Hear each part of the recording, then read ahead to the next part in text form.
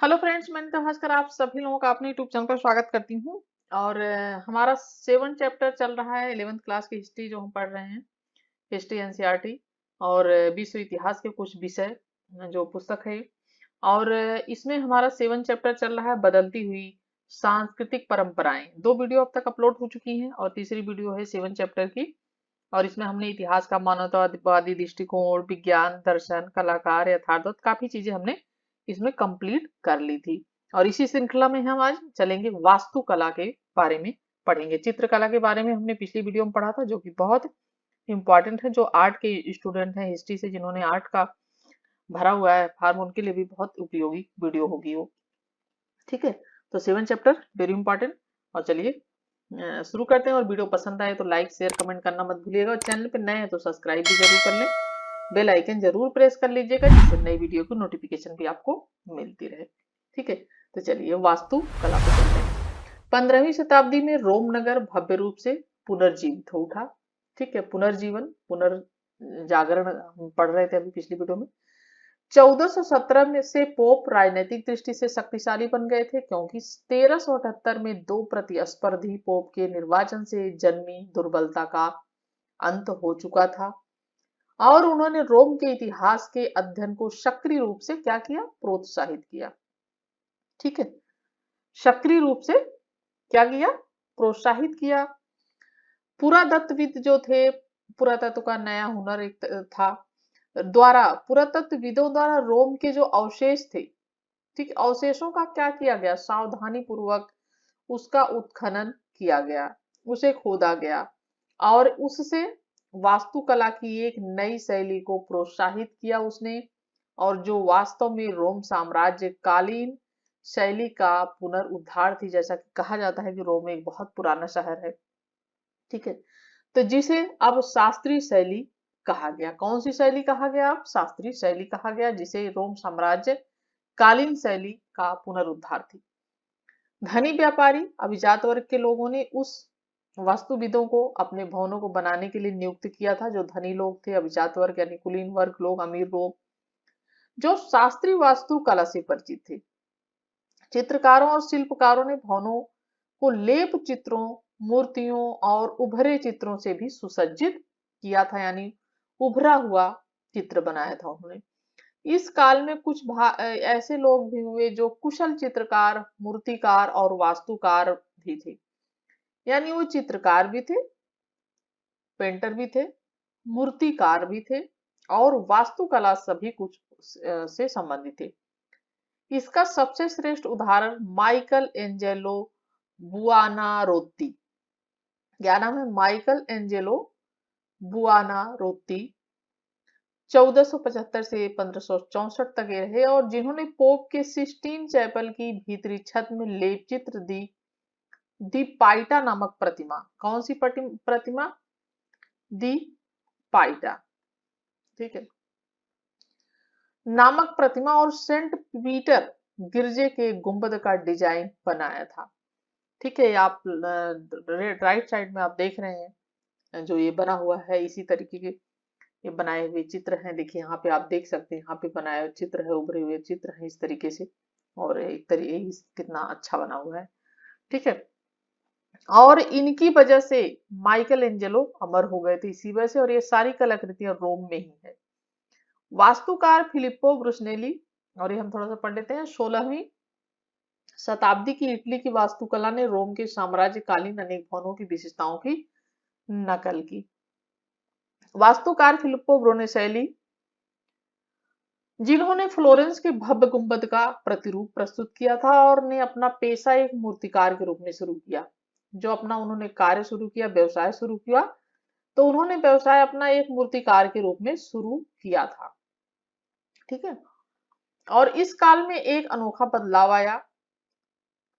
अब कलाकार की पहचान उसके नाम से होने लगी थी, न कि पहले की तरह उसके संघ या श्रेणी या गिल्ड। जैसे गिल्ड समाजवाद चल रहा था पहले, हमने पिछली जो वीडियो थी पिछले चैप्टर में पढ़ा था। तो पहले संघ या श्रेणी के नाम से जाने जाते थे, गिल्ड के नाम से जाने जाते थे। लेकिन अब कलाकार की पहचान किससे होने लगी, उनके नाम से होने लगी, नाम से वो जाने जाने लगे। प्रथम मुद्रित पुस्तकें। ठीक है, दूसरे देशों के लोग यदि महान कलाकारों द्वारा रचित लेप चित्रों, मूर्तियों या भवनों को देखना चाहते थे तो उन्हें इटली की यात्रा करनी पड़ती थी। किसकी यात्रा करनी पड़ती थी?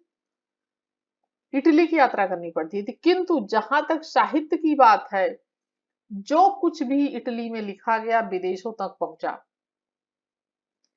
ये सब 16वीं शताब्दी की क्रांतिकारी मुद्रण प्रौद्योगिकी की दक्षता की वजह से हुआ था, जो मुद्रण होने लगा था 16वीं शताब्दी में। हमने पिछली वीडियो में पढ़ा था, शुरुआत वहीं से हुई थी।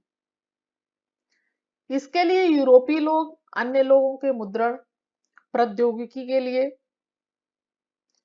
चीनियों के तथा मंगोल शासकों के ऋणी रहे, क्योंकि यूरोप के व्यापारी और राजनयिक मंगोल शासकों के राज दरबार में अपनी यात्राओं के दौरान इस तकलीफ से परिचित हुए थे।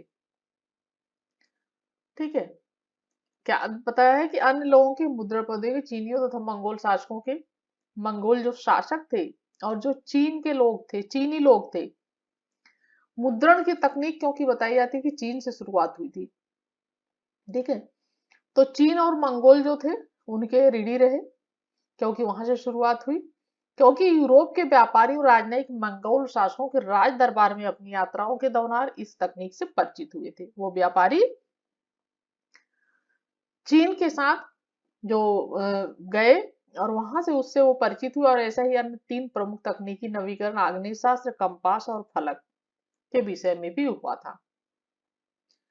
इससे पहले किसी ग्रंथ की कुछ ही हस्तलिखित प्रतियां प्राप्त होती थी, नहीं कुछ कुछ हाथों से लिखी हुई जो प्रतियां होती थी वही प्राप्त हो पाती थी। सन 1455 में जर्मन मूल के जोहानेस गुटेनबर्ग, ठीक है, क्या नाम है, जोहानेस गुटेनबर्ग, जिन्होंने पहले छापे खाने का निर्माण किया। ठीक है, कब किया ये ध्यान रखें, 1455, जोहानेस गुटेनबर्ग, ठीक है इनका नाम है।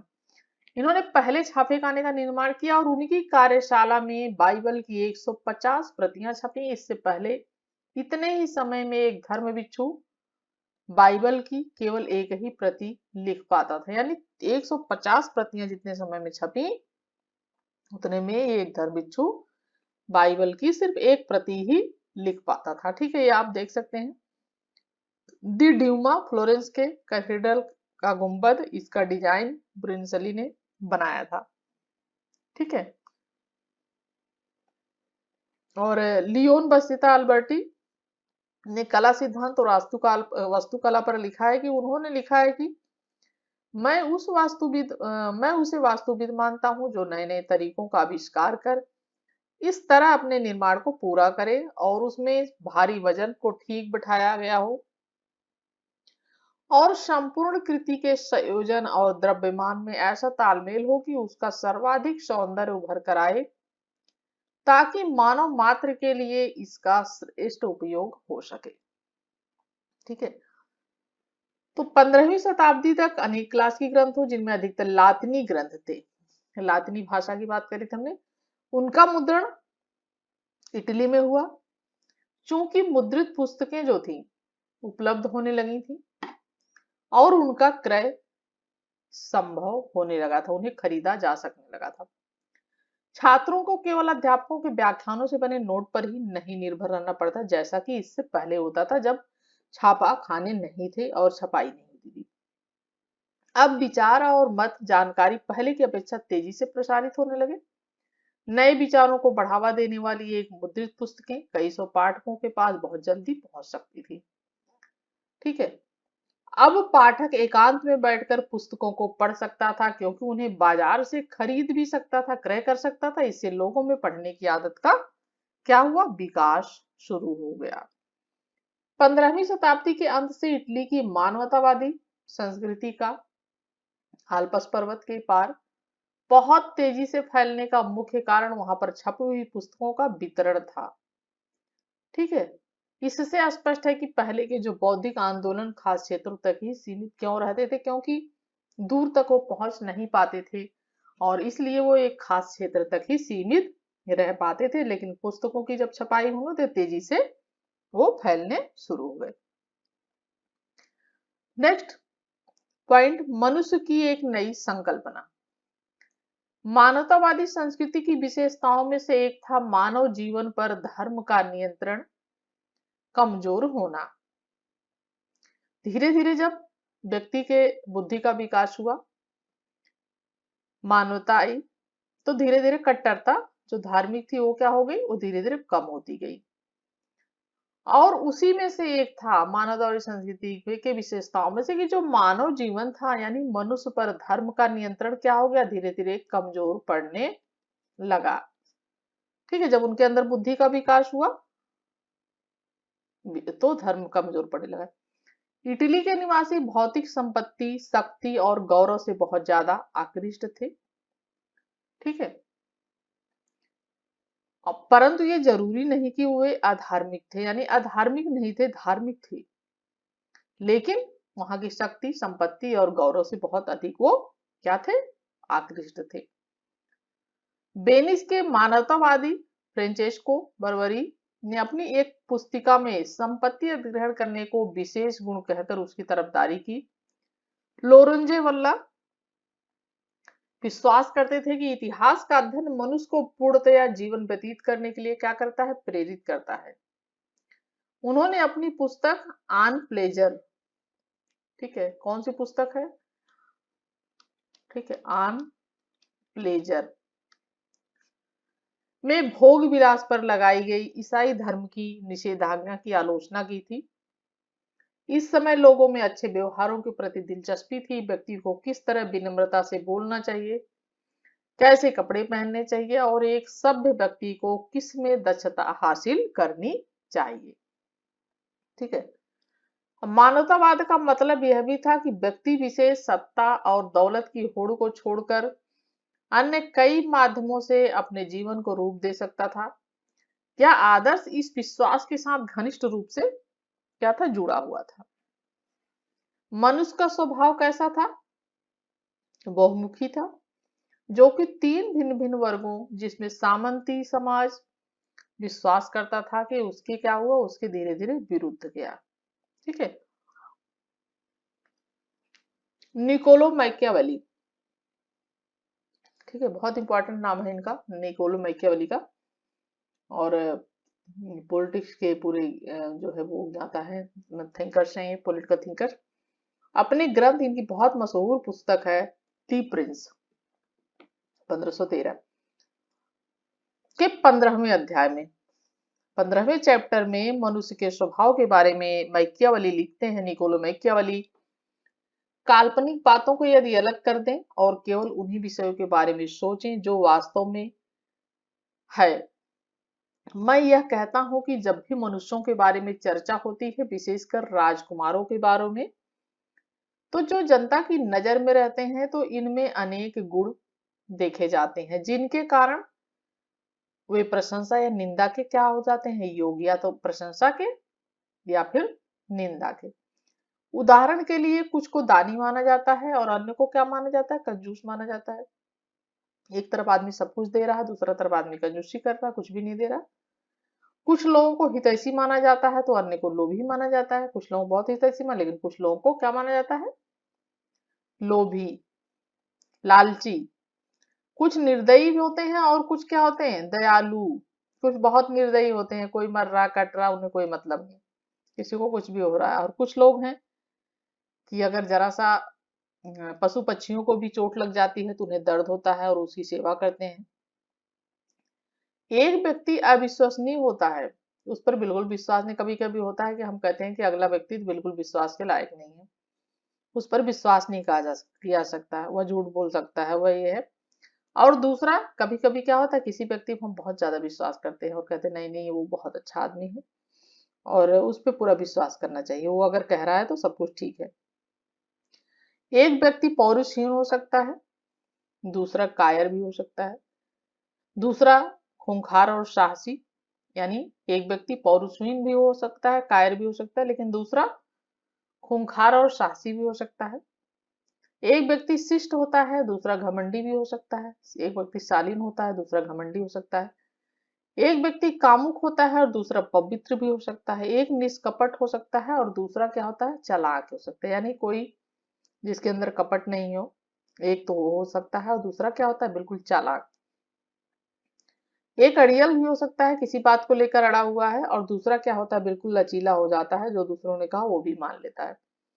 एक व्यक्ति बिल्कुल गंभीर होता है और दूसरा बिल्कुल किसी चीज को नहीं समझता, छिछोरा टाइप होता है। एक व्यक्ति धार्मिक होता है और दूसरा संदेही होता है, यानी उस पर संदेह किया जाता है। इतनी सब बातें इन्होंने लिखी हैं 15वें अध्याय में मनुष्य के स्वभाव में, यानी इतने सारे स्वभाव मनुष्य के ये होते हैं और ऐसा है। और इन्होंने कब लिखा था, 16वीं शताब्दी में, और ऐसा आज भी चल रहा है। ठीक है, ये सब आसपास अपने हम ये सब चीजें हम खुद भी महसूस करते हैं और देखते हैं। मैकियावेली ये मानते थे कि सभी मनुष्य बुरे हैं और वह अपने दुष्ट स्वभाव को प्रदर्शित करने में सदैव क्या होते हैं, तत्पर रहते हैं। क्योंकि कुछ हद तक मनुष्य की इच्छाएं अपूर्ण रह जाती, सबकी इच्छाएं पूर्ण नहीं होती, हर आदमी की इच्छाएं अपूर्ण रह जाती हैं।